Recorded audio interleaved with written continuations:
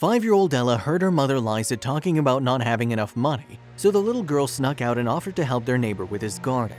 But Liza panicked when she noticed her daughter gone and couldn't believe where she went and why. "Things are just hard. I'm having a hard time at work. It's like I can't concentrate. It also kills me that I can't take my daughter out more often or buy her simple things like cotton candy. I never imagined being or feeling so inadequate as a mother," Ella heard her mother Liza say on the phone.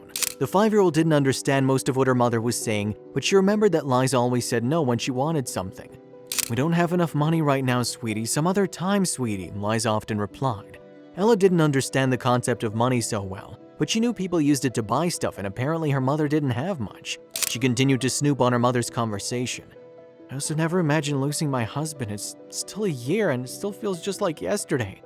God, I can't believe this is my life and I can't give my daughter more," Liza said.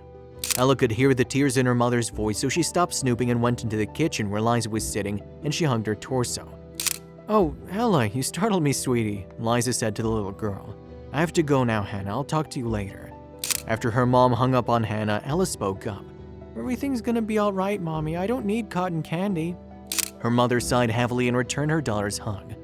"Oh dear, you don't have to worry about anything, okay? We'll get over this, and I'll get you all the things you want and need soon, I promise." Liza started to make dinner and Ella said she was going to her room to play. However, the little girl snuck out of the house. She had seen on television how kids got jobs from their neighbors and maybe she could do the same to surprise her mother. "Mr. Finnegan!" She ran across their suburban street to their old neighbor who was getting a lawnmower out of his garage. "Oh, Ella, you shouldn't have crossed the street without looking both ways. Do you need something?" Mr. Finnegan asked, curious. "Can I mow your lawn?" "What?" The neighbor laughed. "I can mow your lawn and you can give me money," the little girl offered. He crossed his arms, but his smile stayed in place. "Why do you need money?" "I want to buy Mommy something," Ella explained, moving towards the lawnmower. It was so much bigger than her, and it would be impossible for her to work it alone. However, Mr. Finnegan saw her determination, so he decided to teach her and help her push it. "See, I'm doing it, I'm working too!" The little girl cheered as she mowed the lawn with Mr. Finnegan's assistance. They soon heard the desperate sound of Liza calling, "Ella! Ella!"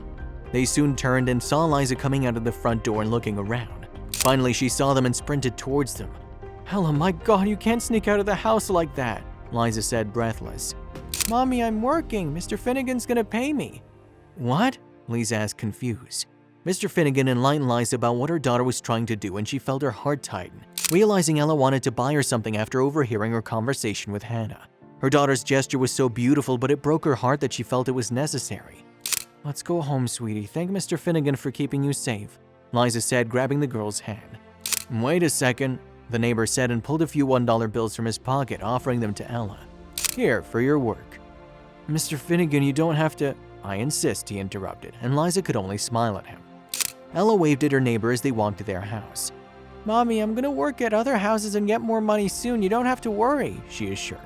Liza smiled at her daughter as the tears threatened to fall.